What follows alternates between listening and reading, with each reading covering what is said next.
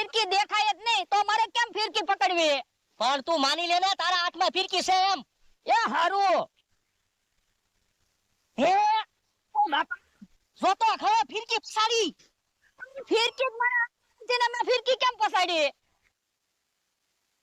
નમસ્તે મિત્રો, આ વિડીયોની અંદર ભોળાદાદાના માણસની સંપૂર્ણ જાણકારી આપણે મેળવીશું. અને મિત્રો, રામ ભગવાનને માનતા હોય તો વિડીયો પૂરો જોજો, સ્કીપ ના કરતા. અને વિડીયોને લાઈક અને ચેનલને સબસ્ક્રાઇબ જરૂરથી કરજો. ચાલો મિત્રો, આપણે વિડીયો સ્ટાર્ટ કરીએ. ભોળાદાદાના માણસ, તેની આપણે સંપૂર્ણ જાણકારી મેળવીશું. તેનું સાચું નામ શું છે?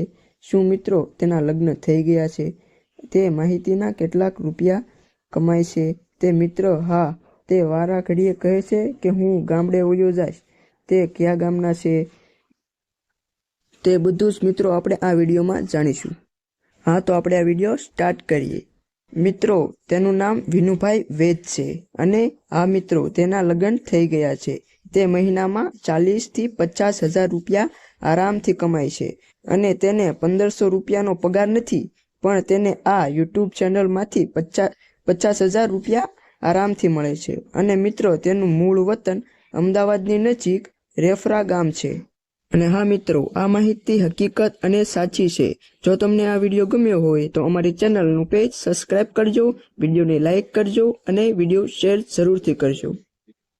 અને કોમેન્ટમાં જય શ્રી રામ જરૂરથી લખશો. જય શ્રી રામ.